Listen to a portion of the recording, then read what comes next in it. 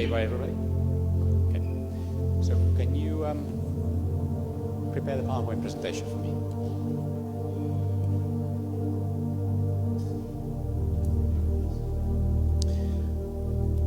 Okay, so it's not 2:30 in the Azores, but 2:30 somewhere in the world. So that's fine.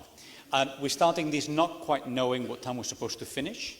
We're assuming that we'll be able to run over a little bit, and if we still have things to do, I guess we'll just continue on for a little bit longer, and if not, we'll just kind of take it from there. Okay? It was curious to see that this morning, at the end of the first session, most of the Slido questions actually had to do with marketing, communication, where the consumers care. So I think it's very timely that our session follows from the one that we saw this morning. And I think that the idea basically is to keep the presentation relatively short, and then we'll move on to a debate. And it's great, actually. We have 4 people who have got very different things to say about this topic. And I think that the fact that they come from different backgrounds will allow us to have very interesting different viewpoints on this topic. Okay, let me just start by saying that every single one of us is a hypocrite. Okay? And I think we just have to acknowledge this. Psychologists would tell us that there's at least 3 ways in which we're hypocrites. First thing that we have all done is that we have morally justified being here and the carbon footprint that came with it, because we're going to teach somebody else how to be more sustainable, but we're not going to do it ourselves. The second thing we're going to do is that every one of us has sanitized our language. I've been talking to some of you over the last couple of days, and you've been saying like, oh, I'm just popping over to the Azores, or like you use language that simplifies the mess really that we're creating.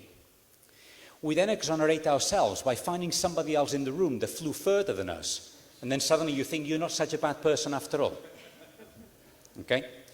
From an agency locus point of view, we displace responsibility. We made it Randy's fault. He chose the location, right? We also then just played down the responsibility and diffused them. We basically said, well, if all the other experts are doing it, it's okay for me to also do it. I'm in good company. The people I admire are doing it. From an outcome point of view, we minimize, ignore, and misconstrue the impacts of flying. None of us really want to know what's going on as a result of our choices. Okay? When we then talk about the people that will be the recipients of the problems that we're creating, we depersonalize it, we marginalize them, we sometimes even say that they created it for themselves. They created the tourism industry in that destination. If they didn't want to suffer from those impacts, they would have not created that industry. And then the final thing that tends to happen is that the person that gives you the message, today that's me, is derogated and discredited because it's making you feel uncomfortable. And we all do that, okay? And my concern is, if we think that we all do that and we acknowledge it, and that's what we are doing, the chances are it's not going to work when you communicate messages about sustainability. Because when we go on holiday, we want to have a good time. So until now, we've always followed this idea of the route from A to B. We've said people are buying unsustainable products because, bless them, they don't know that what they're buying is unsustainable. So our job is to educate the world. And when we have educated people, for a bit, they'll be aware, they'll be uncomfortable about the fact they're buying unsustainable products, and then they'll see the light, and they'll start purposefully buying sustainable products. Bullshit. That's not happening. Because if that was going to happen, nobody would smoke. There would be no teenage pregnancies. Nobody would drink and drive, and so on and so forth. Right? So we have been banging on down this route, the AV route, for way too long. And I think that let's not give up on that, but we need to start working on the CD route as well. Let's make sure that we find ways in which we can get people to buy sustainable products, even though they're not realizing that the product is sustainable, even though they're buying the sustainable product for convenience, price, location, quality, whatever else, whatever kind of floats their boat. And after they've bought the product that's sustainable, afterwards we use social identity theory to make them feel good about themselves, about the choices they've already made. Because we're following step A, we have an awful lot of greenwashing. And we have greenwashing essentially because, well, it doesn't really matter that we don't communicate it very well, because fundamentally the majority of customers are not going to care anyway. And we also have a lot of immaterial communication. What does that mean?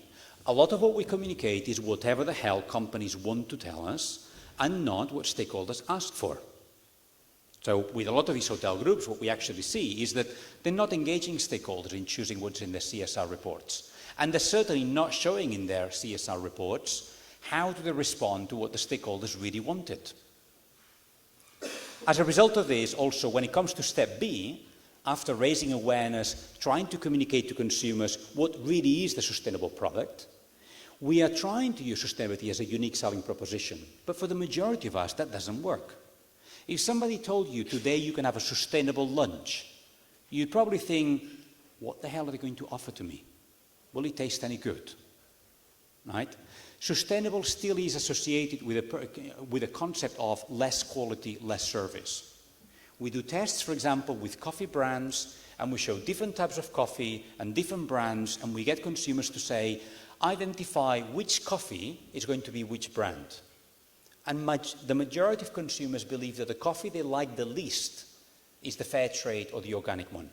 Because in their mind, it can't taste better and also be sustainable. Okay?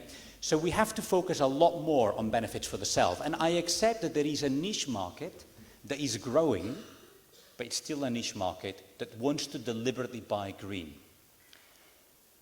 But I think we're all aware that the problem, whether it's Airbnb, whether it's cruising, whether it's Uber, whether it is Ryanair, is growing faster than the sustainable solutions. And what we really have to do is find ways of mainstreaming change. Because we are failing to communicate sustainability in a way that means something to the consumer, many of the businesses are greenwashing. And both the person from Sweden said it this morning and other people I've been talking to. Greenwashing essentially is the opposite to greenwashing. It's the deliberate under-communicating of your sustainability practices because you know that consumers will think you're less competent, or simply because consumers are not going to choose you for that at the point of purchase. So you choose to communicate at some other point later on. In our research, we looked at certified businesses, and we found that 70% of the sustainability actions that were certified by businesses as happening for real were never communicated. And when we interviewed the businesses, they said, but customers don't care. I'm doing it because it comes out of my heart. So let's look at step C instead. Remember, step CD is the one I like. Step C essentially is moving towards, let's use sustainable supply chain management and let's use due diligence as a way of choosing better companies. We've seen a lot of evidence that shows, and I remember talking to Jane and Arantxa and others, they basically said certified businesses just normally are better managed businesses. Customer satisfaction tends to be higher, not because they're certified, but because a well-managed company is also more likely to manage their water, their waste, their energy, their personnel better. Okay? So I'm going to sell this business on quality reasoning, not on carbon footprint per guest per night. Okay? So in some of my talks with Barcelona, which is one of the places I'm trying to give advice to, we've been looking at, well, actually, we need to have an indicator for the performance of your tourist destination board, which is what is the percentage of your business that are certified. Because we know that increasing the percentage of tourism services in your supply chain that's certified helps you reduce the water, the waste, the energy consumption of your supply chain, while giving the same quality experience to tourists. So I want tourists to stay in certified hotels without knowing they're staying there. I want them to we need to normalize staying in a certified hotel. I want to decarbonize our carbon footprint. Most destinations, from my point of view, should look at what is the carbon footprint per guest per night and what is the income per guest per night. And let's have a ratio. How many pounds, how many euros, how many dollars am I making per ton of carbon footprint? And you'll quickly find out you can have a quadrant where you have a group that basically is high carbon footprint but high income. Okay, I'll have to live with them.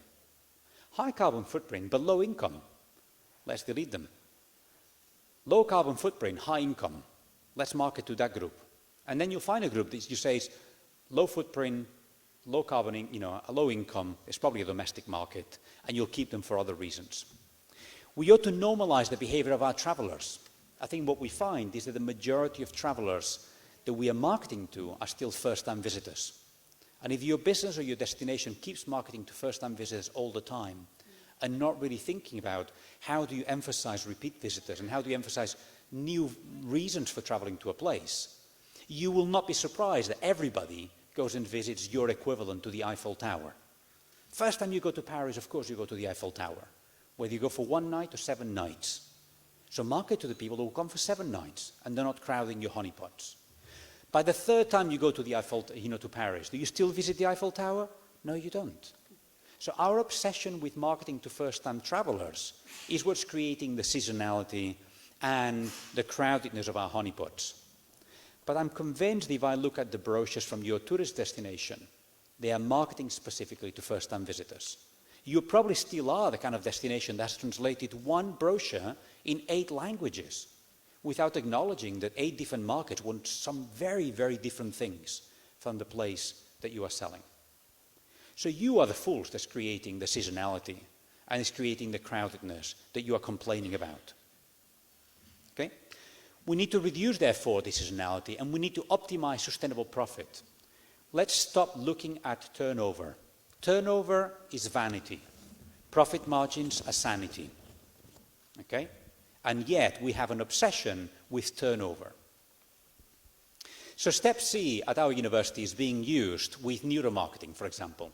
We're looking at when we communicate a sustainable product and we put people in front of a digital lab, what does the eye tracking, what does facial expression, what does galvanic skin response, what do some of the kind of ECG, things that we put on people's heads tell us about the emotions the different sustainability messages create for those people? Are they confused? Do they understand it? Do they like it? Do they want it? But until now, we've marketed sustainable tourism in a really amateurish sort of way.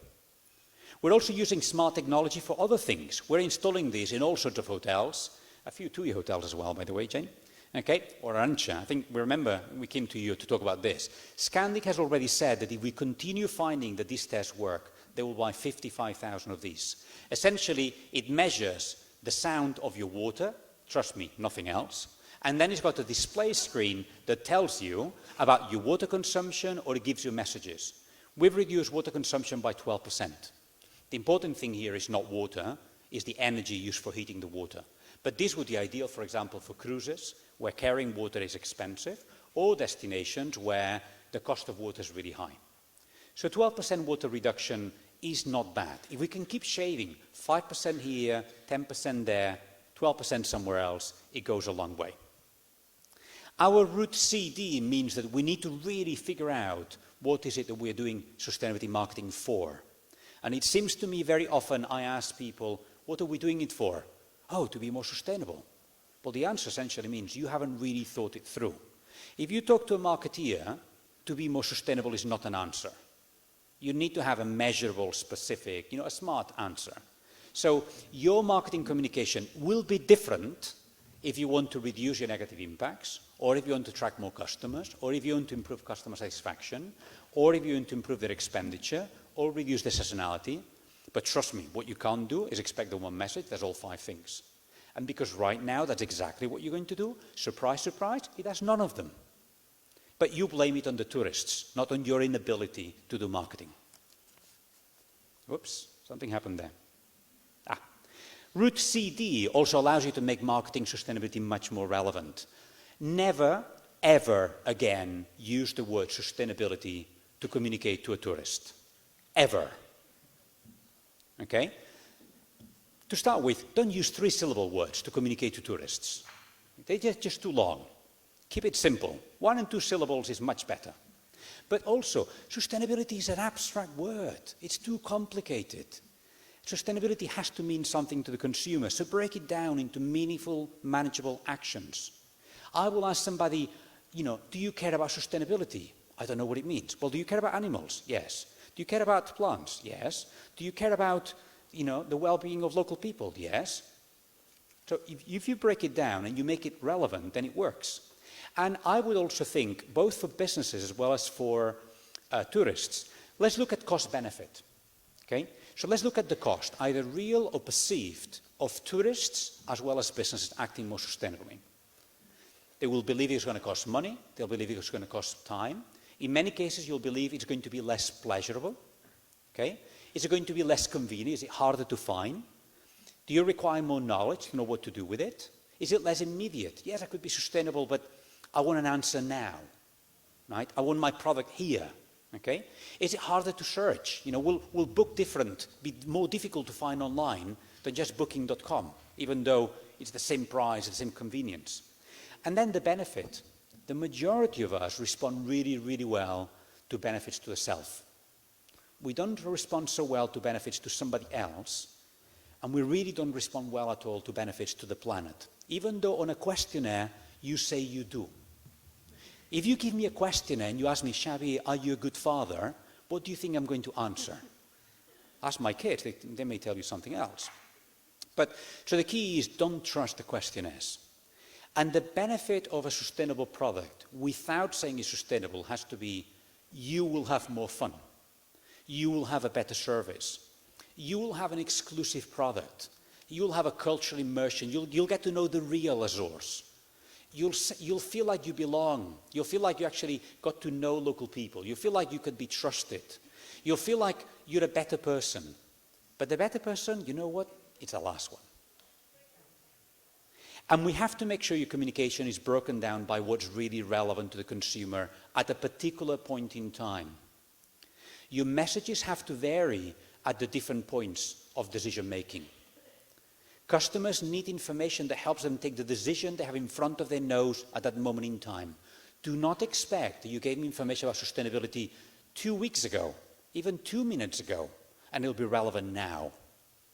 I need information that is relevant this instant. You know how long people take to decide whether they like a particular website or not, or whether they like a particular product on a supermarket shelf or not? Supermarket shelf products, people decide whether to buy it or not in 3 seconds. I haven't looked at what happens on websites. So what I'm saying here is figure out, before a customer books your product, what do they need to know, and how does sustainability help you make that choice? And that's different to what you'll need to communicate once they've already said, I'm coming on a 2-week holiday, and then you're saying, right, what communication am I going to give them between booking and arriving? And what helps them at that point in time make the next sustainable choice that's relevant now, which is what to pack. And that's different to what you'll have to communicate at the moment they get to the airport, or at the moment they get to the hotel, or during their stay at the hotel, or how you're going to communicate for those people to behave more sustainably, to encourage repeat visit or recommendations. But one thing is clear, the word I am a sustainable hotel whenever possible, it's never the message that helps you. Thank you very much.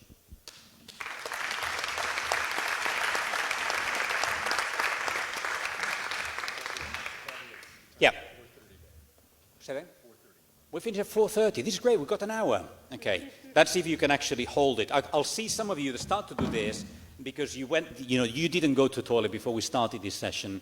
Okay. And 1 more hour of sitting here after all that wine and all that coffee is going to be hard work for you.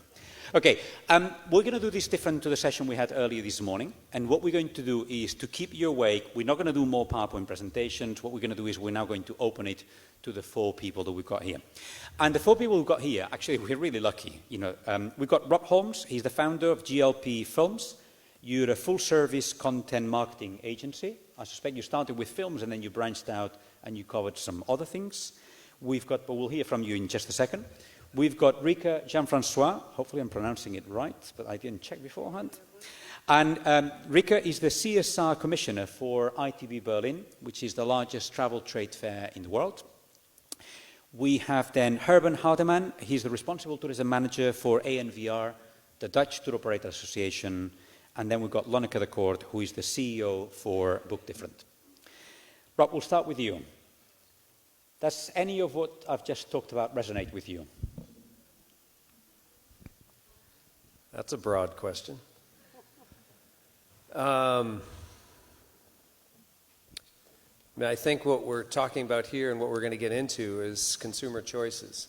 Choices consumers can make, and where does sustainable tourism fall into this? On the marketing side, on the communication side. As a filmmaker and as a owner of an agency, I think just in our DNA within our team and the people we work with, we're definitely trying to make I'll just say, just one of the points you had said, just making sustainable tourism part of the fabric. So we're not trying to shout it, we're not trying to scream it, it's just a part of it. And I think that's probably a good starting point for me, just because the communication part and trying to reach a trade audience on the distribution side, which is a very important part, both the trade side and consumer side, it's just part of the message.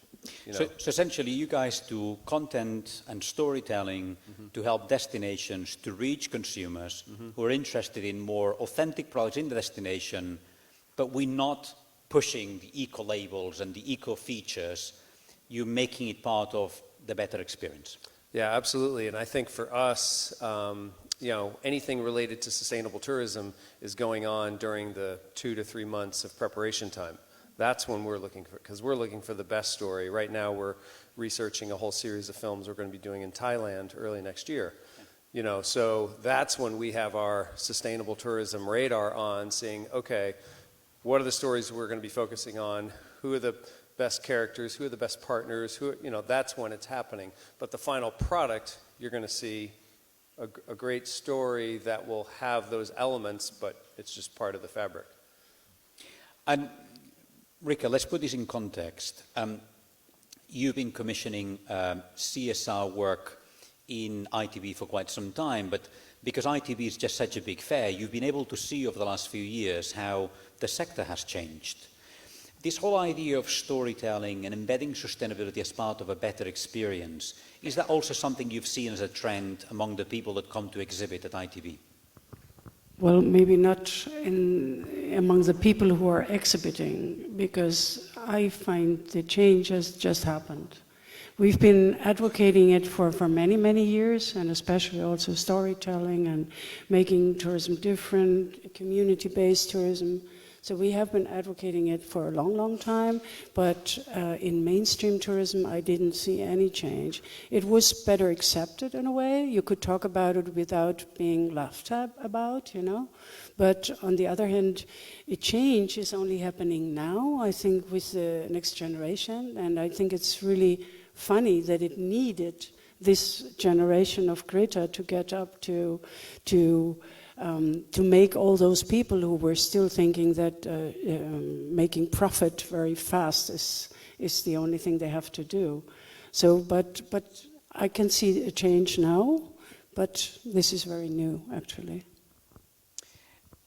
Okay, I accept that, but I think both you and I are sufficiently cynical, because we've gone to enough conferences, that we have heard that same phrase many, many years. Okay? And I can see Lonneke's smile that also you can relate to that. Like, we keep talking about, like, oh, we're at the beginning of something, you know, it's good that we're meeting people who are like-minded and we'll make the change, and everything is like in future tense. And I just think, actually, we spend a lot of time and a lot of money and a lot of effort that sometimes just think, are we really getting anywhere? I mean, do any of you guys feel like, are we actually taking one step forward and 2 steps back sometimes? Or are we genuinely making progress here? Gerben.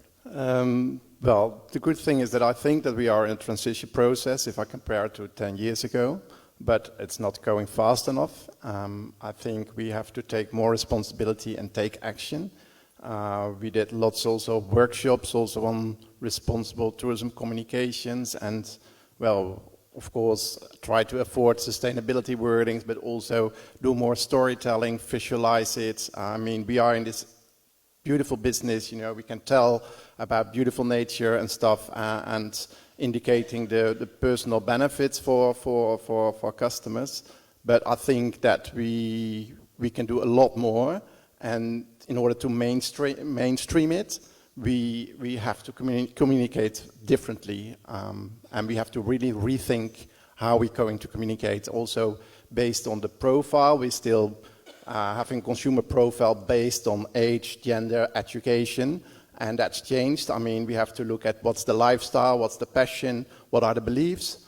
1 in 2 consumers are wanting to buy from brands they share beliefs with. I mean, that's changing, and we see that, and we're telling that, but we still think that business as usual, but it's business as unusual, and I think we have to speed up, and we can actually take the opportunity that, well, it's all top of mind, but we have to avoid the sustainability wordings, and we really have to move and use emotional, appealing language to order to nudge the consumer into the right direction, into the better choice. So, and I can see that how has happened in your association, because I know, having worked with you for some time, that clearly Holland is a country that out of all the countries that we're looking at is, I would say, one of the more aware countries in terms of your consumers. And so awareness has increased, and as a result of that, there's been more companies that have been able to follow that AV route. The market segment that wants to deliberately buy sustainable has grown. But also as an association, you're also playing a role following the other route of getting more of your companies to kind of follow a due diligence and a supply chain management and a kind of a minimum kind of standards approach to be able to increase the credibility of the whole sector. So what's the... So it's a reflection. What's okay. the question? there is the question. I'm just letting you kind of continue. But what I'm saying is, how have you managed to do that? Because as far as I can tell, many other associations are not achieving that. They are putting out there some advice for their members, but they're not encouraging the members as much as you are to change their behavior. Yeah, we think as a travel trade association, we have to take the lead because, like, lots of the members are tour operators, retail agencies are very good in the operational day of life, really focused on operational issues, and we think that we have to set the dot on the horizon and have to take the lead and say we have to reduce the negative impacts of tourism and enhance the positive impacts. And so we, as an association, have to take the lead in having your members to support them and to facilitate them so that they can actually integrate and normalize sustainable tourism in their supply chain. And so we think that we need to have a future-proof sector. I mean, it's in the interest of the tramp companies who are member of us. It's also in our own interest. And so we have to lead this program. And so we developed that, like the normal sustainability requirements are also member requirements, so that we have to normalize as well. So we're not talking about a sustainability program, but we are using better holidays. So we're working on providing them trainings and tools to support them to integrate and accelerate with the sustainable tourism supply chain management. And it costs lots of efforts, and we also learned that we should not only focus on the sustainability person within each of the tour operators, but also engage the different departments. So we also developed trainings for marketing communication managers, for product managers, and in that case we don't call it like we have a sustainability training for you, but we have a product innovation and quality training for you. And for the marketing communication, we also have different names where we work with you, Xavier, and so there were trainings also to all different persons within the department to normalize sustainability. And it should not be, well, the responsibility of one person, but I think, and well, I also have discussed this in ACTA, the umbrella organization of the Travel Trade Association, that we really, as travel trade associations, should take responsibility and should help our members to make sustainable tourism mainstream. Recently I did some analysis, and you'll remember this. We looked at how 62 national and international travel trade associations were encouraging their members to be more sustainable. And we found that of all 62, 21 of them had some information about sustainability on their websites. The other 40 plus didn't. And of those 20, only 6 had information, in this case, about animal welfare, which was the purpose of my research at the time. But only one of them actually asked members to have minimum performance on this, and there was a light touch monitoring, and that was you. The other 61 associations across the world that we looked at did not check what their members did. What makes you different? Well, it's for me. It's still well. I was proud, but also was a bit sad to see that. Actually, the results. I think there are a couple of other travel trade associations, also UPTA in the UK and ITO and DFO and others who are doing as well a lot. And I think the PATA as well. So there are a couple of others as well. But well, I don't know what makes us different, but well, there is at least a sense that we need to do this in order to survive. I mean, in also in a long-term business, and so we also have the ability to work together, collaborate with stakeholders. We are living in a very small country, so it's also easy to have different stakeholders. We're working with NGOs, educational institutes, Travel Life, the NGOs, etc. So it's also easy to collaborate within the Netherlands, because we are very small, we think we have to collaborate to make an impact. So I think that helped us a lot. Yeah.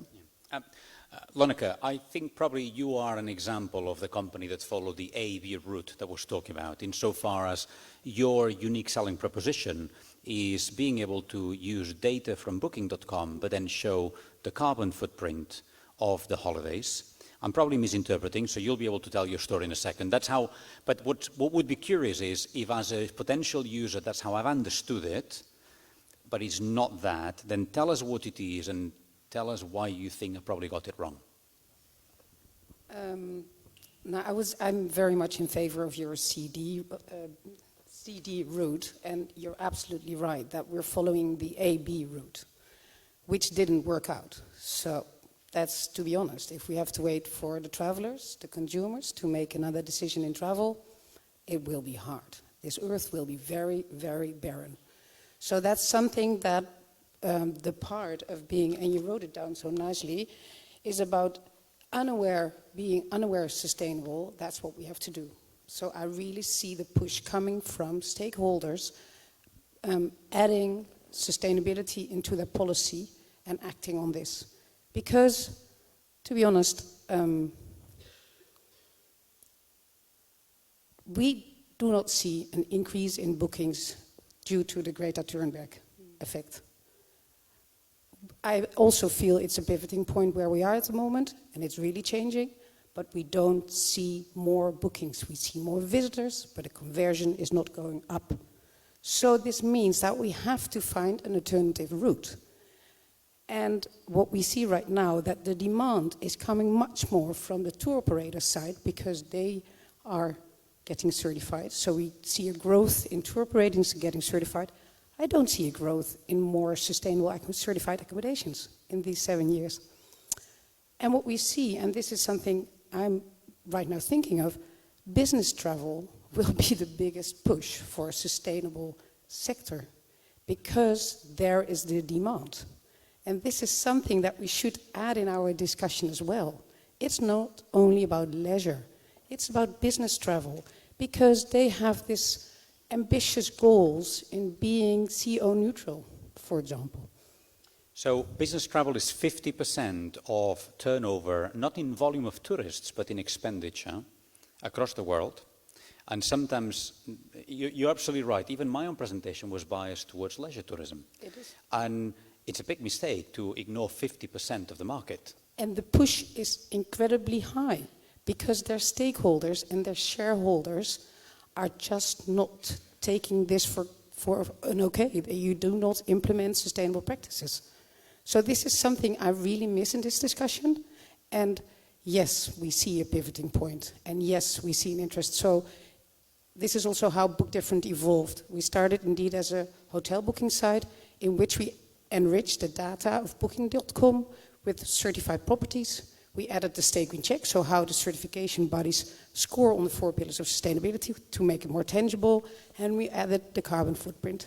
This database, this we use for travel management companies to implement in their system to do for corporates sustainable travel scans. It's about procurement.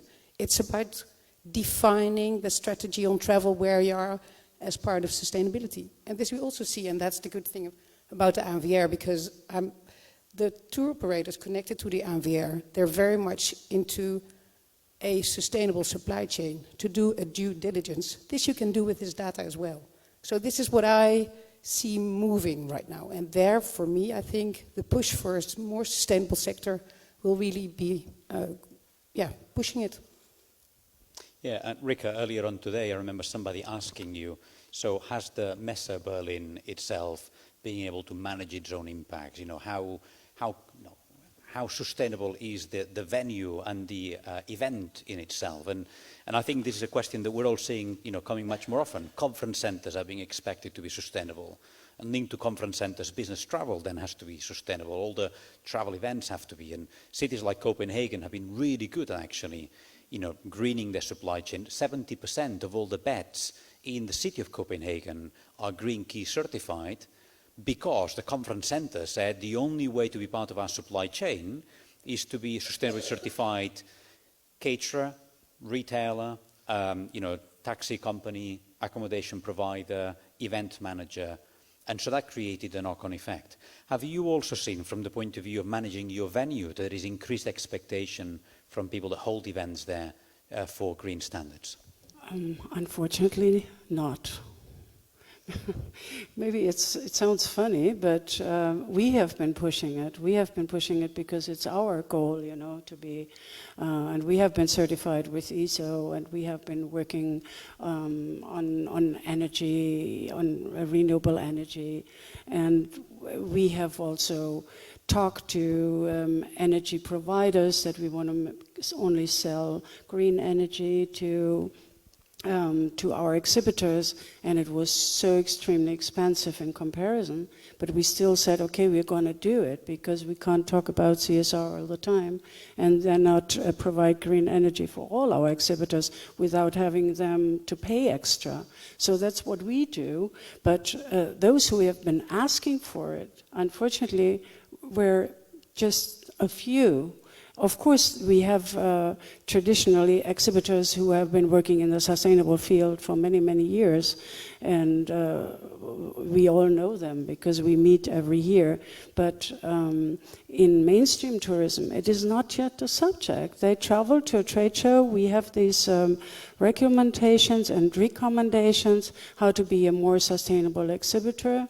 But people do not really care. I mean, we provide the waste management system and so on, but very often we see that it is not being used, you know. But still, so we put these recommendations, now we will put them on the first page. We will send another newsletter telling everybody that now you must have understood finally that the earth is in danger, so you have to do something. But in mainstream tourism, the demand wasn't there. They, as I said before, they just woke up because they say they're not losing the clients, as you said. They're not, because even flight bookings have grown since Greta. There's nothing, the opposite happening, no. But still everybody is, in a way, afraid that it will be the end of the business if they do not react right now, because climate change is getting everywhere, you know, and they see Venice underwater and they see landslidings, and they say, okay, we have to do something, but it's only like a little panic right now. I have the feeling that part of the challenge here is that none of us like change. You know, we're all really used to doing things a certain way. And when the normal behavior is the unsustainable behavior, and the sustainability is doing something out of the ordinary, it's hard. And I've seen this, for example, with coffee. Okay, you've all been to a cafeteria where they say, if you bring your own cup, we'll give you 10p discount.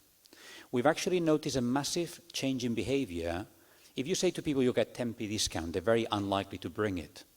But if you say the new price is the discounted price, and if you don't bring it, we'll charge you more, people are much more likely to change their behavior. So I have the feeling that we need to make sustainable the new normal and just be bold enough to say that's how it is. You know, the restaurants have said the vegetarian dish is normal, and if you want to add chicken, it's £2 more, and if you want to add prawns, it's £3 more. More people are choosing the vegetarian dish. As a sector, are we in a position to actually find, look, this is the normal is the sustainable behavior, and the moment you behave, you know, like, would we ever say, if you want new towels, you pay more? if you want new bedding, you pay more, or if you want something unsustainable, you pay more, or do you not see it happening? Any of you can answer. Yeah, then we're really up to a system change, which is really hard because we think about turnover. That's what is the main ingredient and the main, that's the measurement of success. I think that we just as a sector need to be bold. Why? I mean, because what we see, for example, that the most certified hotels are the chains that have certification. It's because of eco-efficiency. What if they start already banning the use of plastic straws and that sort of things? So they dare to take the first steps. And I foresee that at one point it will finally happen.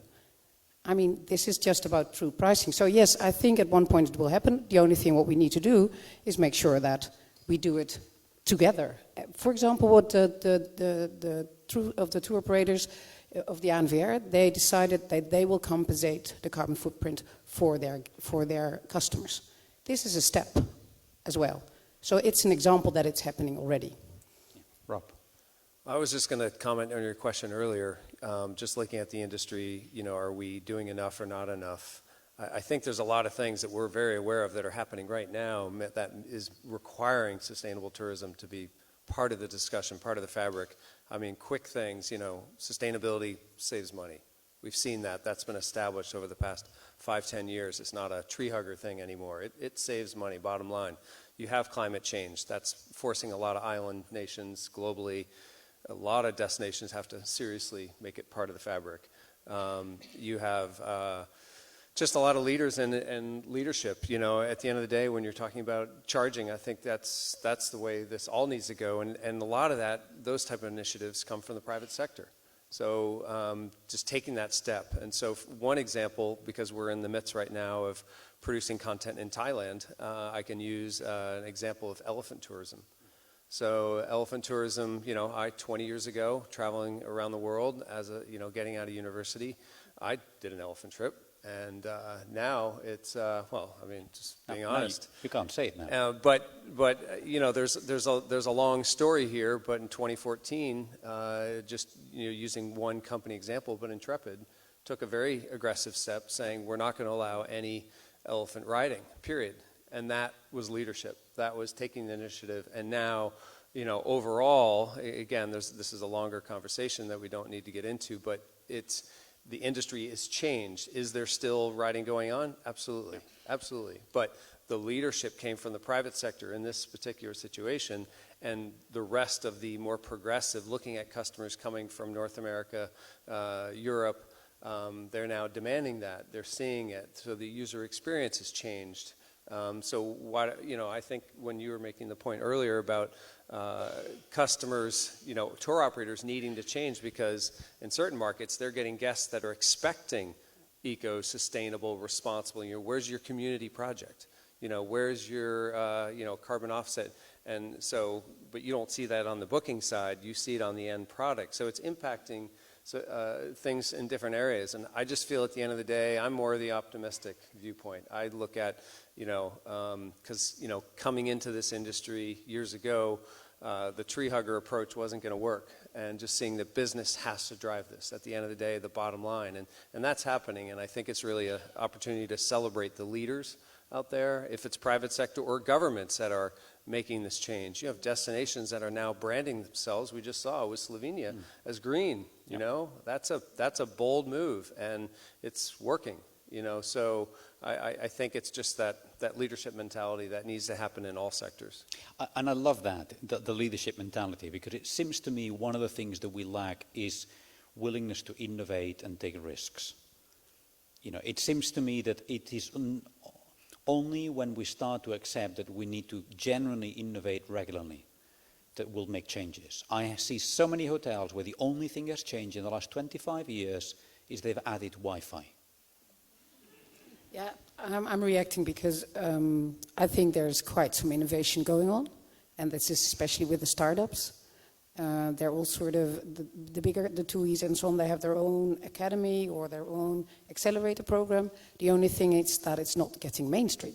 So there is at one point loads of things going on of this new generation. And then we have the mainstream brands which are thinking, oh yeah, let's wait till the money comes in and then we take the next step. So maybe there is also an opportunity, instead of only buying off the marketing part, and this is pretty bold, but that, I think there is innovation enough. The only thing is we don't integrate it. Okay, we're going to do something now. We're going to watch for a couple of minutes the beginning of a film that Rob's team has prepared. And while we do that, I would want to remind you that Slido is out there, up and running. So you can either ask us questions, or also what we'll do is in Slido, we have 5 questions for you in case that you want to kind of share your thoughts on those.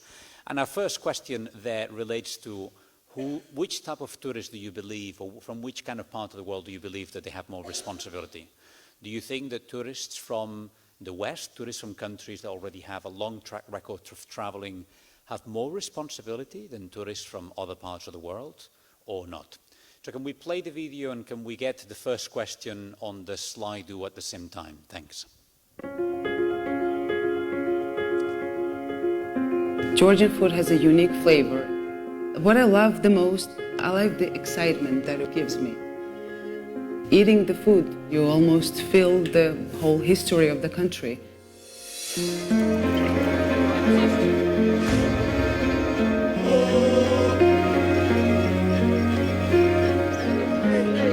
It makes me feel good, some kind of satisfaction it brings. Georgians were making wine 8,000 years ago. We have something around 525 varieties. In my opinion, Georgia is a capital of the world in terms of culture, hospitality, and tradition.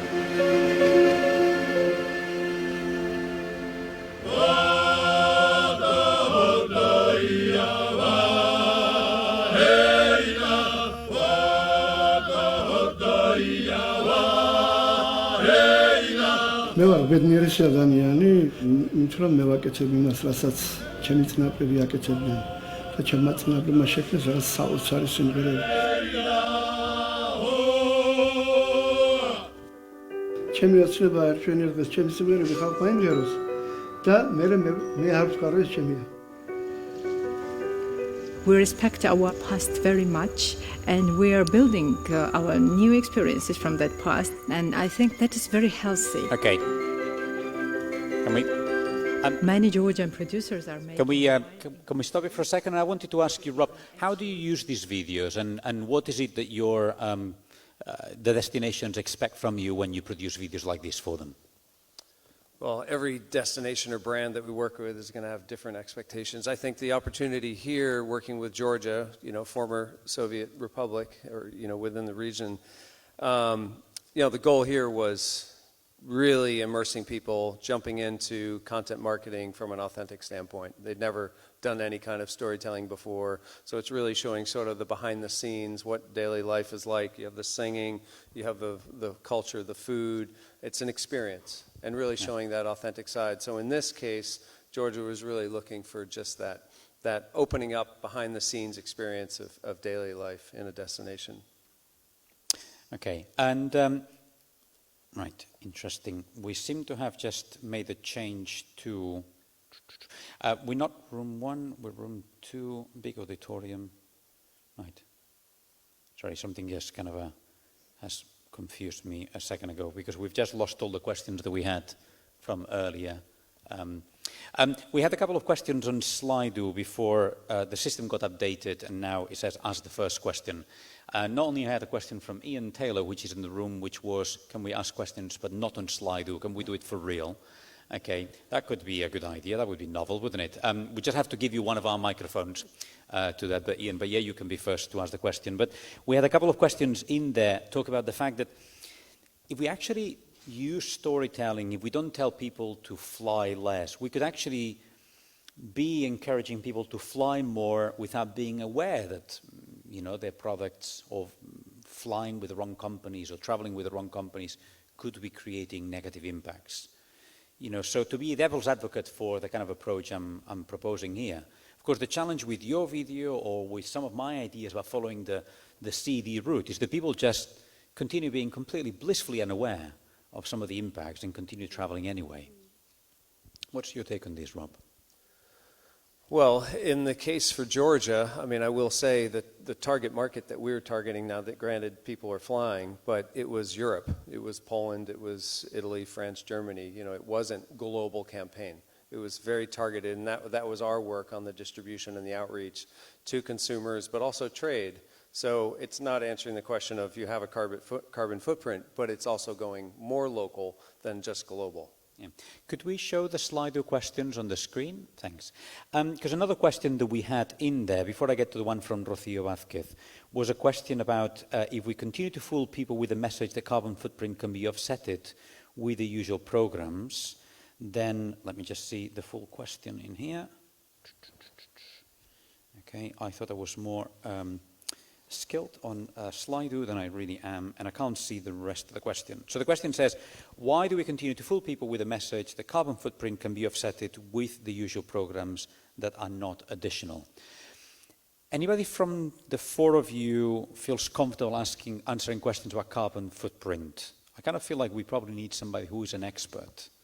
And I probably feel that the person that asked the question knows the answer, but just putting it on ours. Okay. Well, I think that, first of all, when you talk about carbon management, you first have to measure the impact of traveling.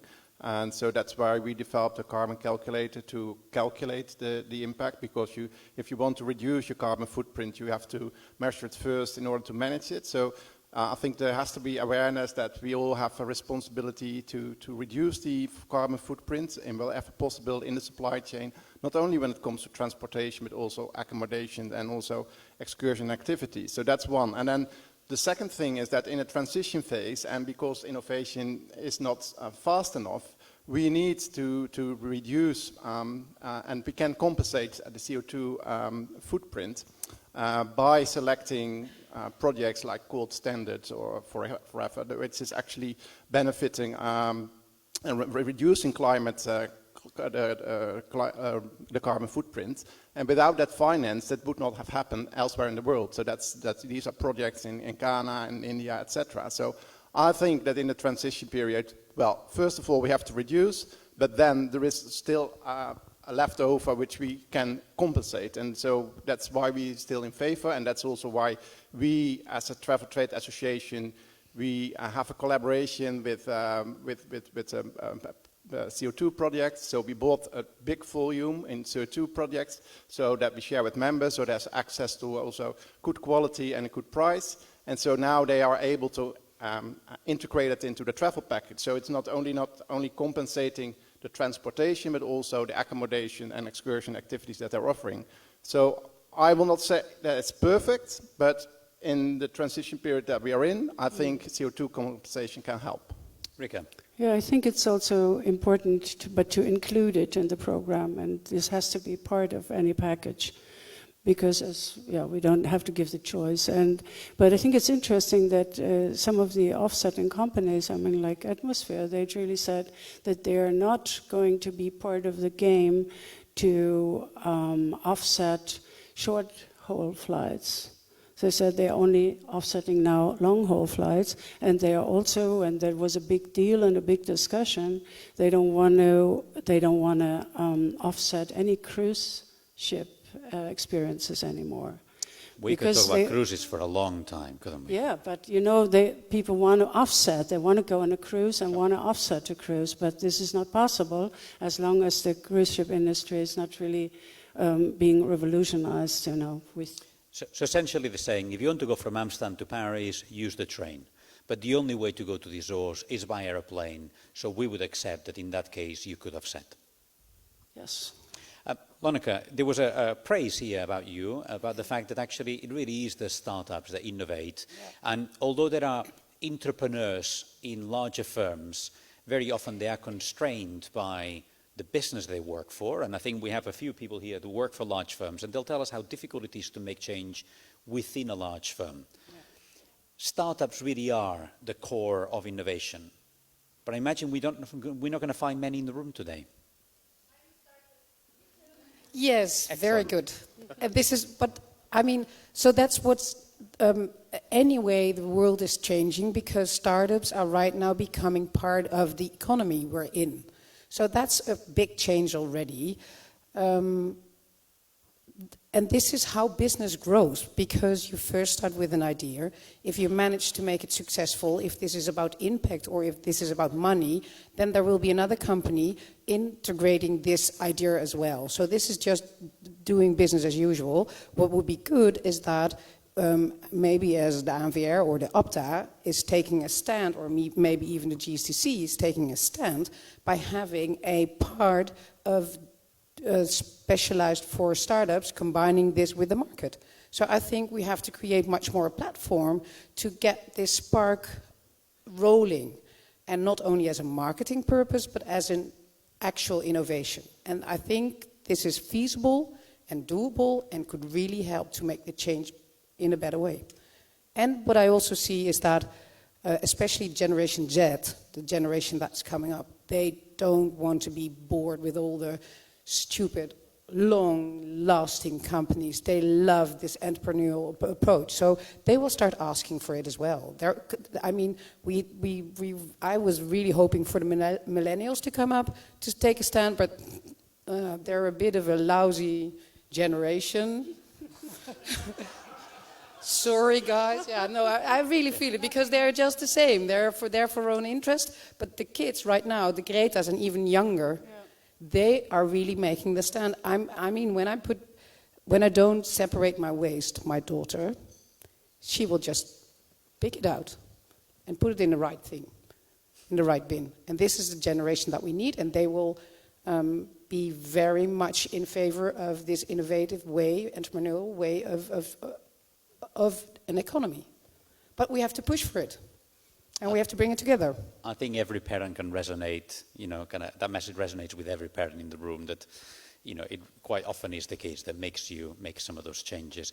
Rob, there's a question here from you, from Rocío Vázquez, and basically it's, she's saying, how do you manage the hype that you can create sometimes with videos like that? Like, if your video is good, it's great, but if your video is really good, actually it could have the flip side, by overcrowding a place that until now was fairly fragile and therefore had a low carrying capacity. Yeah, I mean, I'll use you saw just 2 minutes of the food in Georgia film, but that's a good example where we showcased the destination. It wasn't, first of all, I mean, just very simply, just to answer this question, there's no logos in any of the work we do. There's no logos. There's no branding. It's a story. It's engaging. It's authentic. It's real. It has, we just won the #1 adventure travel film 2019, and it was a story from Georgia on a grandmother and her son. Grandmother was a skydiver, and her son's now a paraglider. So point being, the grandmother was a grandmother was a grandmother was a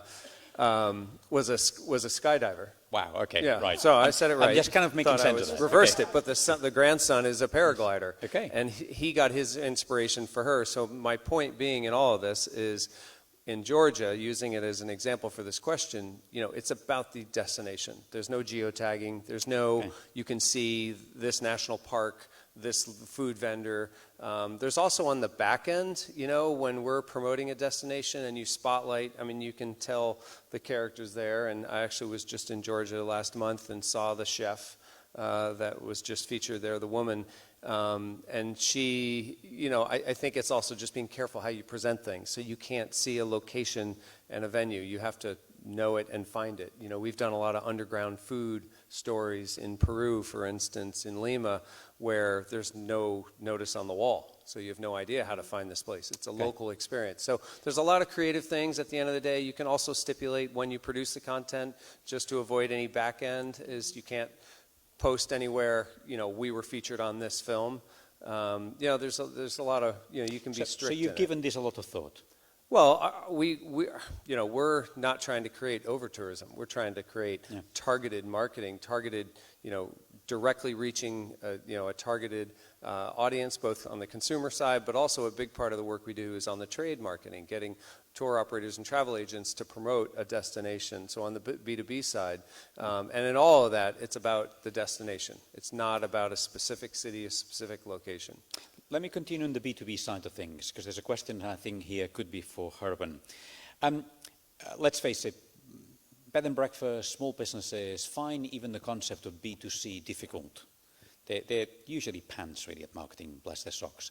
But B2B is even harder for them. And you must have so many of your members, they get approached by companies, potential suppliers, that could be really good, but they just have no idea how to talk to a tour operator. How do your members deal with potentially good businesses, but they just don't know how to engage with tour operators?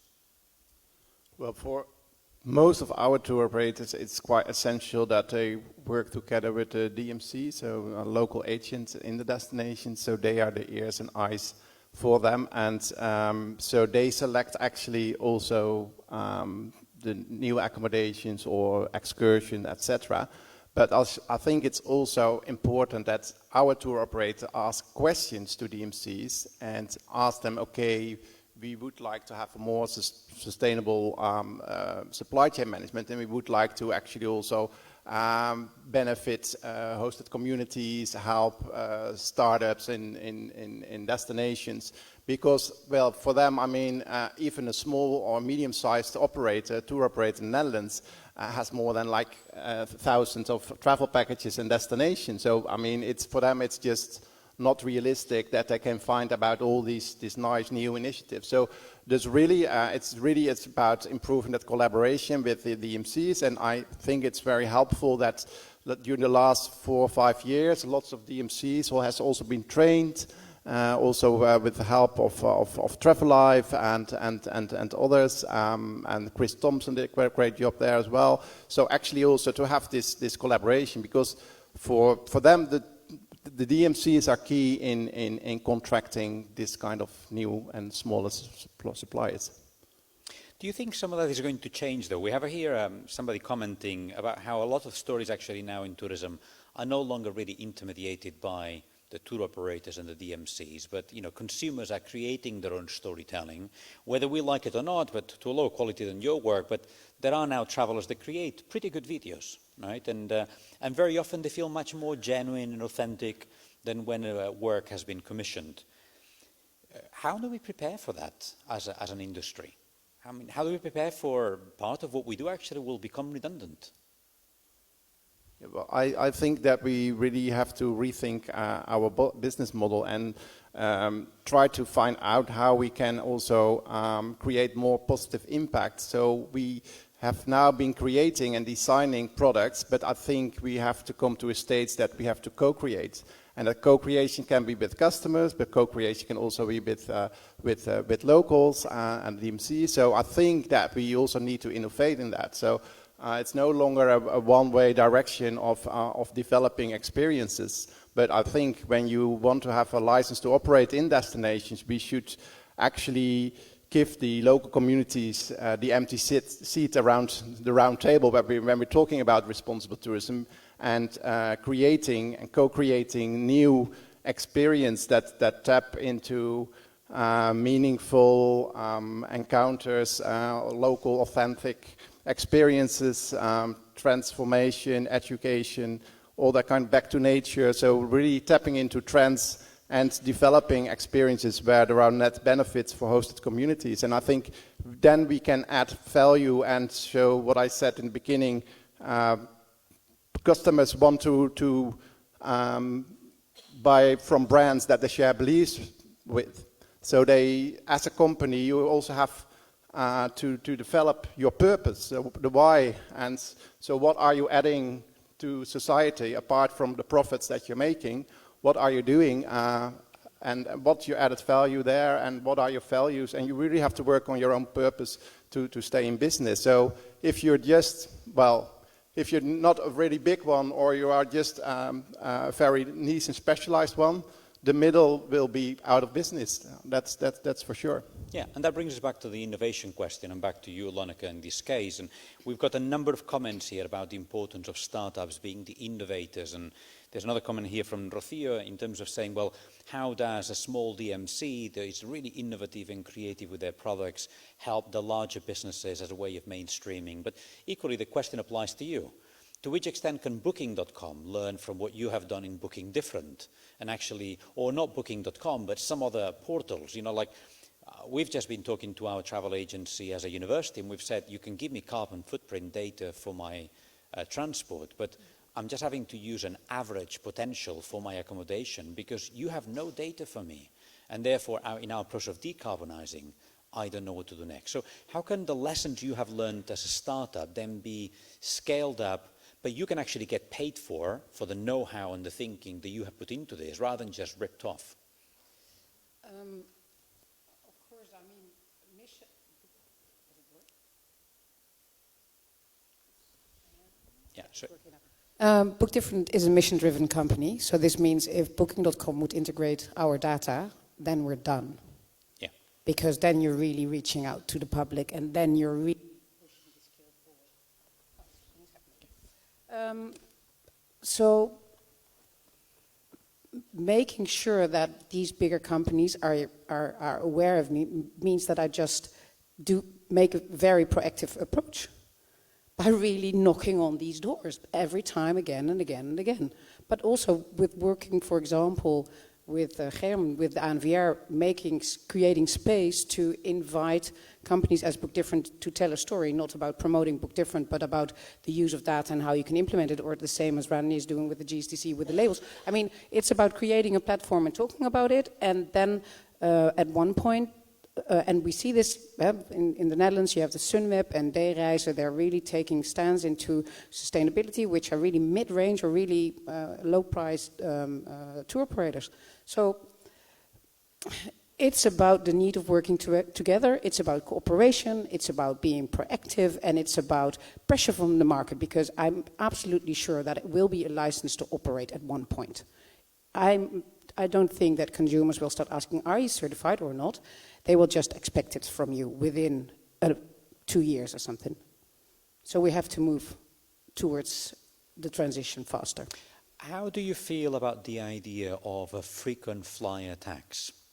Essentially, so everybody can fly once per year, but if you fly 2 times, you pay a lot more on taxes, and the more you fly, the more you pay. I believe this is the only solution. The only solution. Yeah.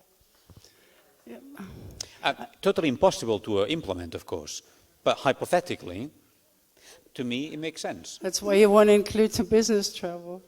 No, the thing is, it's about creating awareness. It's starting up the discussion. It's about making sure people, this being blissfully unaware, this is what we have to change. And this means that, sustainability is about true pricing. That's the whole discussion. And okay, so let me ask a question. Stand up if you flew, December is this trip, okay? Stand up if you flew in November. November. November, okay? Just like 3 weeks ago. Okay. Stay, right, sit down again. Stand up if you flew in October. Okay. Fewer people than I thought. I thought everybody would stand up every time, okay? So we could continue. I'm not going to make you stand up and down again, but I'm just checking how many of you are really awake or not. Probably all the ones that are sitting down were the ones that were asleep, okay? But the challenge here is, we all fly too much, right? We all know it and we all fly too much. And one of the questions we had here is, but from a business travel point of view, I will have fewer jobs, I'll be less competitive, I'll fly less. But don't you feel like if we all flew less, we would just find alternative ways of doing it? If we what? If we all flew less, we would just find other ways of doing business, right? Or would just business stop? How many of the people that come to ITB really have to be in ITB? Well, I think we've been discussing it several times, and also today and here with other people, the personal networking, the face-to-face experience, because at the end we're still all humans, and I think we need this personal contact to develop ideas, to brainstorm, to, okay, this might not be necessary every month, but from time to time, I think we cannot really replace any personal meeting and brainstorming and networking with a video conference. I don't disagree. I think the key there is from time to time, isn't it? And I think that we've been just overdoing it just a tad. But I wanted to bring in another point, which is which I'm always, I don't really have a solution, but I'm talking to, when we talk about emerging destinations, emerging people in the emerging destinations, they really, who are having a middle class now, they really start and want to travel, they want to know the world, they want to experience all that, what we all experience every day. And of course, we cannot be the ones to tell them, okay, we had it, now it's too late, the planet is already, disturbed, so you should stop traveling or you pay more. Because I think from a cultural point of view and so on, it was a big achievement that people could travel, and there was this democratization of travel. That doesn't mean I want to bring up the old discussions, but I don't think I have a solution yet. How can we deal with all these people who start to travel now? If it's in China or in India or in Latin American countries where new middle classes are coming up, they really want to travel. So we have to find solutions, not only for us who can say, okay, we've been traveling a lot, so we can reduce it, but how do we face that? We have to find solutions for these people too, but they have to be part of this discussion. We cannot just find solutions for other people. And I still miss this point of view from emerging destinations. How many people are here from emerging destinations today? Yeah, and I agree with you. And I think this relates to one of the questions we had here. Surely the larger companies have more responsibility to innovate more, and surely the countries that have got more tradition in travelling and have been historically responsible for a bigger part of the impact also have more responsibility for the innovation. We're moving away from the marketing questions, but never mind, that still all makes sense. Okay, Luigi made a wonderful point here. I can't see where he is in the audience, but he made a point. If governments can't even make Google pay taxes, how are we going to get a frequent flyer tax? There's something genuinely wrong with the taxation system, and we really seem to be stuck back in the past. It's very difficult. I can see why Amazon is so popular. If we don't pay taxes, the products will always be cheaper than buying in the high street. And then we're all complaining that the high street is dying. And yet, how many of you bought your Christmas presents through Amazon? Yet again, even though we know that's not the idea. Okay, I see a few people going like this, but not enough of them. Okay, only a few people. The others are just thinking, whoops, I've been found out. Okay, we've got 10 minutes until coffee, so I think what I'd like to do is to just give each one of you a chance to just kind of summarize for a couple of minutes what your position is on this topic, and then we will all just kind of head across for our coffee. And I suspect that because we had about 45 minutes planned for coffee before, but my guess is we'll probably have to shorten that ever so slightly. So if you could tell the people who are preparing coffee to get us, that in 10 minutes we'll be there, and we probably have about half an hour to have our coffee round, whoever it is. Second? Okay, so from 4:30 until 5 o'clock is going to be our coffee break. Right, Lonneke, we'll start with you and then we'll come round this way and we'll finalize that way. It's still not working. I was hoping that it did. So, what at Book Difference part, our main focus will be business to business. We will supply corporates and tour operators with our data. I heard good news and buzz going around that Booking.com and Agoda is going to implement the green indicators. So something is moving on the consumer part. I believe the effect of the business-to-business market to create or to push for sustainable travel, it will grow very fast, and this is also what we see in the business we're doing. And this will mean that we'll be much more of a green data company, and that we will use BookDifferent.com as a platform for trying out different ways of bringing the sustainable message. What I see in the other sectors, in textile, in energy, in food, it's changing. It already did. And we will manage as a tourism sector as well. I'm very sure of it. So I think that's the only thing that we have to do is be bold and just push for it and go for it. So that's what I want to end with. Great. Gerben, your 2 minutes. Yeah, I actually have a question to the audience. Who in the audience thinks that our brain evolved during the last million years? So hands up who think that our brains developed or evolved during the...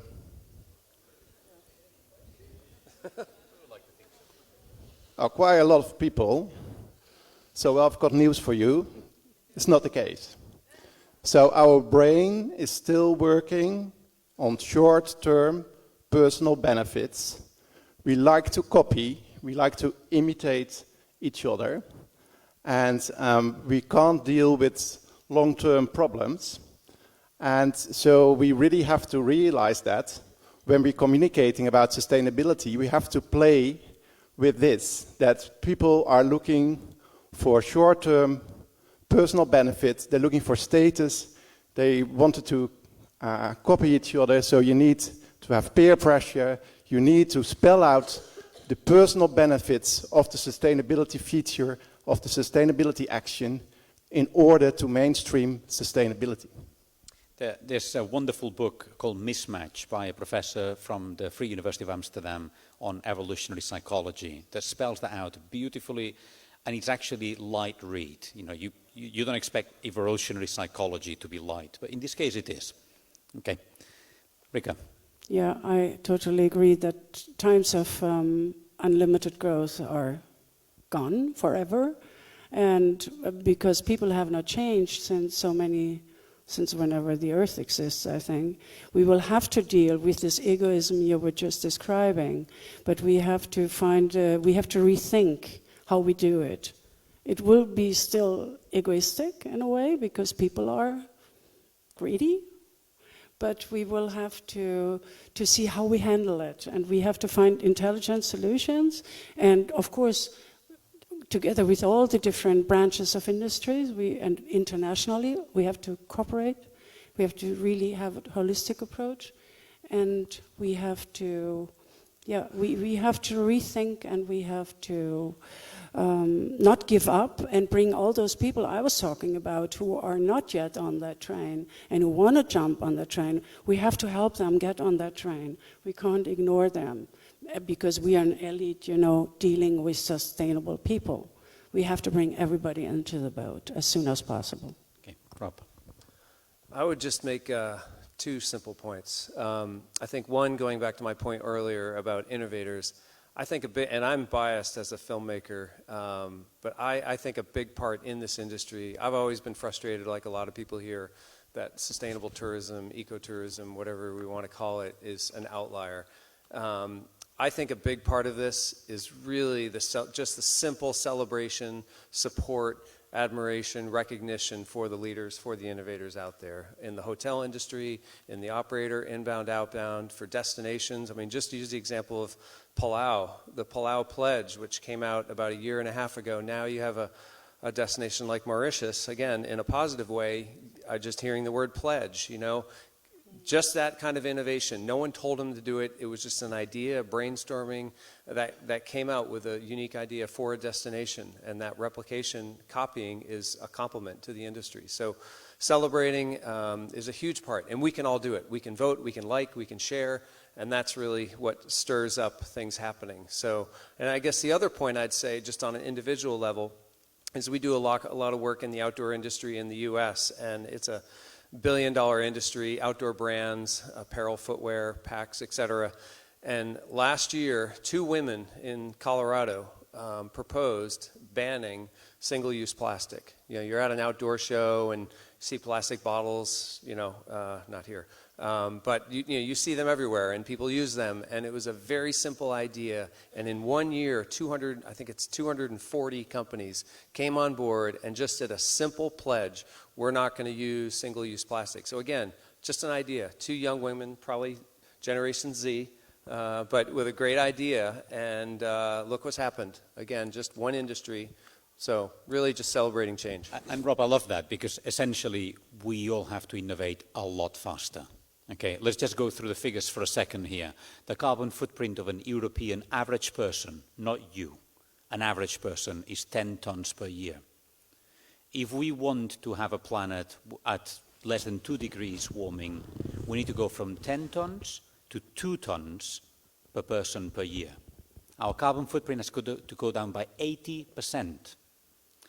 My flight from the UK via Lisbon was 1 ton. Not for the aeroplane, for my seat.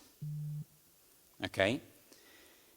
I'm not going to say in explicit what I really think is happening here, but we are all ignoring our own personal responsibilities. And we're expecting somebody else to do something about it. Okay? So in the words of Daniel, who put a question here, don't you think we're actually talking way too much and not doing enough? On that note, we'll go and talk some more while we have coffee. Thank you very much for your attention.